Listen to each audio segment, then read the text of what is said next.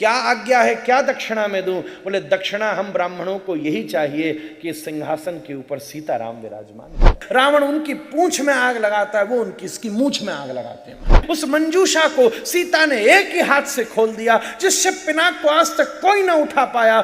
जीवन में जब तक राम नहीं आते ना, तब तक विश्राम नहीं मिलता हमारे। इधर रावण अपना वेश बदल करके सीता जी का हरण करता है। प्रभु श्री राम, प्रभु श्री भरत, प्रभु श्री लक्ष्मण, प्रभु श्री शत्रुघ्न, भगवान ही 4 रूपों में बड़े प्रेम से प्रकट हुए। गुरुदेव वशिष्ठ ने भगवान के सभी संस्कारों को संपन्न किया और एक दिन द्वारपाल ने आकर खबर दी कि द्वार पर श्री विश्वामित्र जी पधारी है। विश्वामित्र जी ने राम और लक्ष्मण को यज्ञ की रक्षा के लिए मांगा, परंतु महाराज दशरथ भयभीत हो गए। 19 वर्षों में, अभी तो 16 साल के भी ये नहीं हुए हैं, उसी समय गुरुदेव वशिष्ठ ने महाराज दशरथ से कुछ शासन किया। आपके तो एक भी पुत्र नहीं था, जिस यज्ञ की कृपा से आपको 4 पुत्रों की प्राप्ति हुई, आज आप उस यज्ञ की रक्षा के लिए 2 पुत्र भी नहीं दे सकते। गुरुदेव के भरोसे से महाराज दशरथ ने राम और लक्ष्मण को विश्वामित्र जी को प्रदान किया। श्री विश्वामित्र जी श्री राम और लक्ष्मण को लेकर के पधारे। सबसे पहले ताटका आई, प्रभु श्री राम ने ताटका का उद्धार किया। मारीच और सुबाहु पधारे, ध्यान से सुनिएगा। सुबाहु का वध किया पर मारीच का वध नहीं किया। मारीच का मतलब होता है माया। माया 2 प्रकार की होती है, एक स्वजन मोहिनी, एक विमुख जन मोहिनी। भक्तों को जो माया सेवा करने में सहायता करी उसको स्वजन मोहिनी कहते। अब भैया माया तो चाहिए ना, ये ऐसी जगह करनी हो कथा तो, पर उस माया में सुविधा ये कि सब ध्यान से बैठ लो आराम से, जिसकी शरीर में कमजोरी है। पर वहीं दूसरी तरफ विमुख जन मोहिनी माया भी है महाराज। विमुख जन मोहिनी माया वहीं दूसरी तरफ काम करती है, जो हमारे मन को अन्य आकर्षणों से, कथा से हटा देती है। अभी मारीच विमुख जन मोही था, पर जब भगवान ने बाण मारकर उसको लंका में फेंक दिया, तब वो अब सीता जी को मोहित करेगा तो स्वजन मोहिनी होकर काम करेगा। भगवान ने कहा तेरे डबल रोल हैं भैया। जैसे ही यज्ञ की पूर्ति हुई तो प्रभु अब विचार करते थे कि हम अयोध्या वापस चलें। उसी समय जनकपुर से निमंत्रण आया कि बड़ा भारी धनुष यज्ञ हो रहा है, आप वहां पधारिए। विश्वामित्र जी ने कहा हम महाराज जनक के यहां होते हुए अयोध्या वापस चलते हैं। आप जब जनकपुर धाम की तरफ पधारे हैं, रास्ते में गौतम और अहिल्या का आश्रम पड़ा है, जहां प्रभु श्री राम ने अहिल्या जी को निवृत्त करके उस गृहस्थ में फिर से स्नेह को स्थापित किया है। भगवान अब वहां से जनकपुर की तरफ जब पहुंचे हैं तो विश्वामित्र को आते देखकर महाराज जनक ने बड़ी विनम्रता से विश्वामित्र जी का स्वागत किया है, परंतु राम और लक्ष्मण का कोई विशेष स्वागत जब नहीं किया तो उनके श्री गुरुदेव सतानंद ने आगे आकर के राम लक्ष्मण का स्वागत किया। हे प्रभु, मेरे रास्ते में माता पिता का आश्रम पड़ा होगा और आपने अपने चरणों की धूलि को दे करके अहिल्या जी को स्वस्थ कर दिया होगा। महाराज जनक ने सोचा मेरी भी गुरु की माता के चरणों जो स्वस्थ हो सकती हैं, जिसके चरण रज से, वो कोई साधारण युवक नहीं हो सकता। तब महाराज ने उन दोनों का भी स्वागत किया। कुछ दिन बीतने पर विश्वामित्र जी ने पूछा आप हमारे आने से प्रसन्न नहीं है क्या? महाराज जनक ने कहा नहीं, ऐसी बात नहीं है गुरुदेव, एक इतिहास मुझे परेशान करता है। हमारे यहां बहुत बड़ा अकाल पड़ा था, आकाशवाणी हुई कि मैं स्वर्ण हल चलाऊं सीतामढ़ी की भूमि पर। जब मैंने और सुनैना ने स्वर्ण हल चलाया तो एक जगह हल की नोक फंस गई और वहां से मुझे कन्या की प्राप्ति हुई। हल की नोक को सीत कहते हैं, तो मैंने उसका नाम सीता रख दिया। जब से वो हमारे यहां आई सब कुछ खुशहाली छा गई। हमारे यहां एक शिव पिनाग रखा हुआ है, वो इतना विशाल है कि जिस मंजूषा में रखा है उसके ढक्कन मात्र को खोलने के लिए 1000 योद्धा चाहिए। रोज इतनी व्यवस्था करना किसी के बस की नहीं है। रोज हम अपनी सुविधा से उसका पूजन करते हैं। एक बार मैं राज्य में अनुपस्थित था और सुनैना ऋतुमती हो गई थी, तो हमने अपनी कन्या सीता से कहा कि तुम जाकर के इसकी पूजा करो।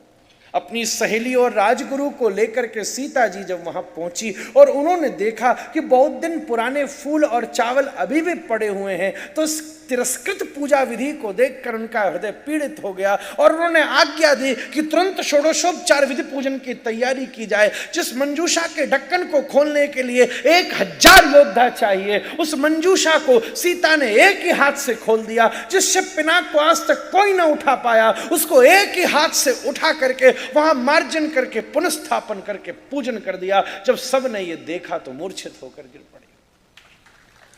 मैंने उसी दिन प्रतिज्ञा कर ली कि जो पुरुष सिंह मेरी इस कन्या के साथ विवाह करना चाहता है वो शिव पिनाक के ऊपर प्रत्वंचारोपण करे। हे गुरुदेव, तब से लेकर वर्षों बीत गए। बड़े बड़े लोग आए पर कोई ढक्कन तक न खोल पाए, हिला तक न पाए। गुरुदेव ने कहा, महाराज जनक, जीवन में जब तक राम नहीं आते ना तब तक विश्राम नहीं मिलता महाराज।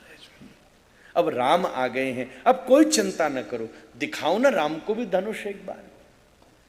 आए आए, महल में धनुष रखा हुआ है। बोले ना, वो महल में नहीं जाएंगे, तुम उनके पास धनुष को लेकर के आओ, क्योंकि तुम चाहते हो कि वो तोड़ें। जैसी आपकी आज्ञा।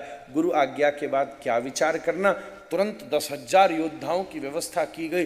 जंजीरों से बांध करके उस मंजूषा को घसीट कर लाया जाने लगा। जब उसकी कड़कड़ गड़गड़ की ध्वनि सब तरफ व्याप्त होने लगी तो किसान खेत छोड़ करके आ गए, विद्यार्थी विद्यालय को छोड़ करके आ गए, बड़े बड़े महाराज शिक्षक शिक्षा पढ़ाई को छोड़ करके आ गए। बड़े बड़े बीमार बिस्तरों पर पड़े हुए थे, वो उठ करके वहाँ से चले आए। सब लोग पूछते हैं ये धनुष कहाँ जा रहा है, ये किधर ले जाया जा रहा है। मानो विश्वामित्र जी ने धनुष खिंचवाने के माध्यम से जनकपुर में घोषणा करवा दी हो कि राम जी एक लीला करने वाले हैं, आओ आओ सब आकर के इस दिव्य लीला का दर्शन कर लो। उस दिव्य धनुष को एक मंच के ऊपर रख दिया गया। सब लोग सामने आकर के खड़े हो गए। मंद मंद गति से राम जी ने मंच के ऊपर प्रवेश किया। सब लोग सोचने लगे, पिता की, एक कन्या के पिता की यही स्थिति होती है, कहाँ वज्र जैसा कठोर धनुष और कहाँ कमल जैसे कोमल राम।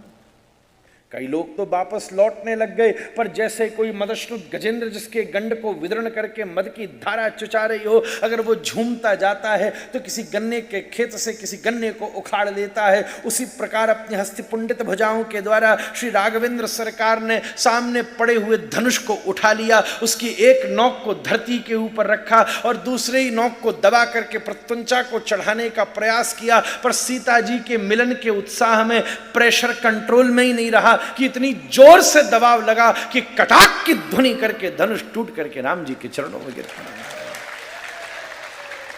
सब तरफ जय जयकार हो गई और राजा रामचंद्र भगवान की।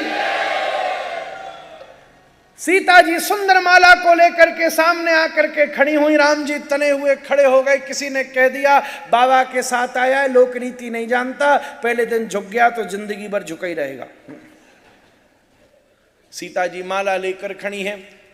लक्ष्मण जी के हृदय में पीड़ा हो गई, भैया को ये कठोरता अच्छी नहीं लगती। 2 मृणालों पर 2 कमल अच्छे लगते हैं। 2 मृणाल जैसे भाभी के हाथ पर 1000 कमलों की माला उन्हें कितनी पीड़ा देती होगी। भैया राम आपकी जय हो, भैया राम आपकी जय हो। जय जयकार करते हुए लखनलाल आसन से खड़े हो गए। आज पितृलोक में बैठे महाराज मानधाता दिलीप भगीरथ सगर आपकी जय जयकार करते होंगे। महाराज दशरथ के गर्भ की सीमा नहीं रही होगी। इसी जय जयकार को करके लक्ष्मण दौड़ते हुए आए और तुरंत राम के चरणों में गिर पड़े। महाराज राम जी उन्हें उठाने के लिए झुके। सीता जी ने सोचा मौका बार बार नहीं आता, तुरंत गले में माल्य अर्पण कर दिया।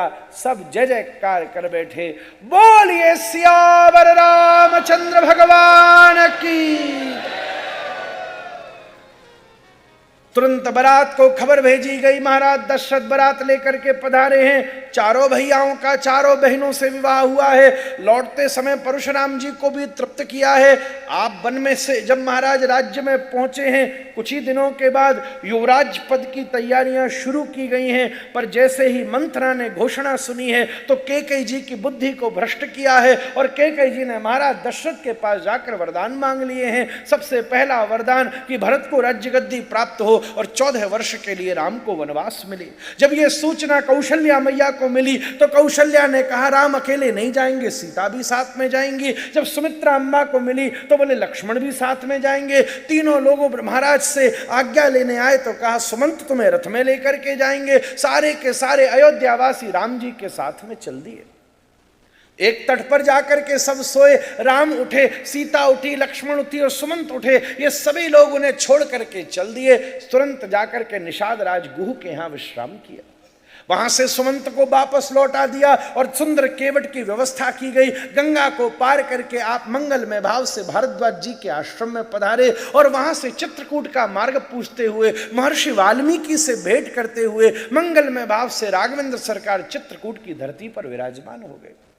इधर महाराज दशरथ ने राम का स्मरण करते हुए प्राणों का परित्याग कर दिया। भरतलाल जी को वापस बुलाया गया। भरतलाल जी ने पिताजी की अंत्येष्टि क्रिया संपन्न करी और सबको एकत्रित करके राम को मनाने की दिव्य यात्रा निकाली। जहां राम जी के पास पहुंच करके उन्हीं के पादुकाओं को मंगलमय भाव से श्री भरतलाल जी वापस लेकर के आए और स्वयं 7 हाथ गड्ढा खोद करके रघुनाथ की प्रतीक्षा करी। श्री राघवेंद्र सरकार, लक्ष्मण जी और जानकी जी अब चित्रकूट से भी आगे चलते हुए दंडकारण्य में जटायु जी से भेंट करके वहां विराजमान है।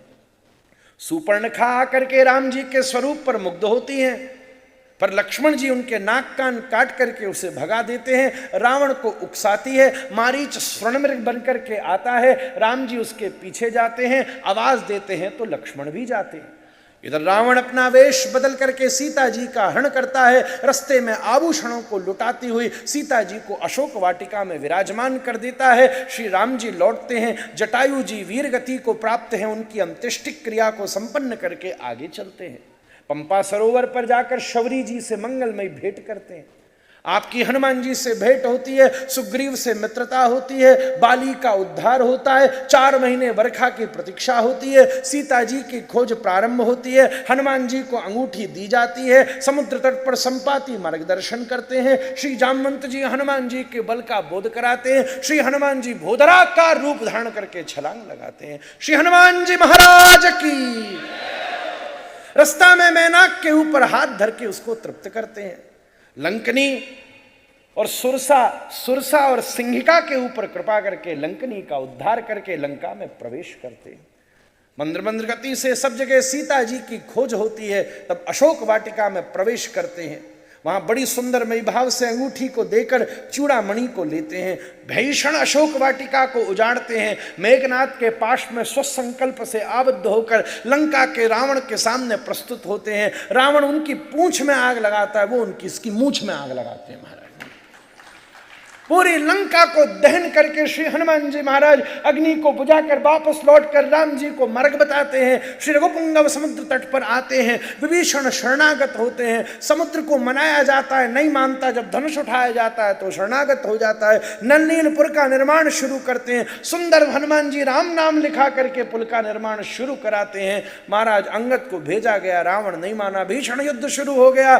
कुंभकर्ण का उद्धार हुआ। श्री लखनलाल जी को शक्ति लगी। हनुमान जी दवाई लेकर के आए। मेघनाथ का वध हुआ। महाराज सवालक नाती पोते सबका वध करते हुए आदित्य हृदय स्तोत्र का पाठ करते हुए श्री राघवेंद्र सरकार ने रावण का उद्धार किया। महाराज विभीषण को राज्य गद्दी के ऊपर विराजमान किया। सीता जी से मिले और मिल करके मंद्र मंद्र गति से पुष्पक विमान में बैठकर वापस लौटे। केवट को रस्ते में पुनश्चपी तृप्त किया। महाराज अयोध्या में जाकर भरतलाल जी से सुंदर भेंट करी। भरतलाल जी बोले प्रभु अब गद्दी पर बैठो। बोले नहीं पिता तुम्हें दे गए, तुम बैठो। बोले मुझे बैठने का अधिकार ही नहीं है, आप बड़े पुत्र हो, आप ही बैठोगे। बोले ऐसा करते हैं, सारे राज्य को गुरुदेव वशिष्ठ को मुखिया बना के हम दान किए देते हैं। इतनी बड़ी तीर्थ यात्रा के बाद दान, वाह क्या सुंदर बात है। पर दान के साथ दक्षिणा भी दी जाती है। क्या आज्ञा है, क्या दक्षिणा में दूं? बोले दक्षिणा हम ब्राह्मणों को यही चाहिए कि सिंहासन के ऊपर सीताराम विराजमान हो जाए। सीताराम सिंहासन पर विराजमान हुए। हनुमान जी चरणों में, तीनों भैया सेवा में पीछे। इसी राम दरबार का दर्शन करते हुए राम कथा को प्रणाम करते हैं। बोलिए सियावर रामचंद्र भगवान की।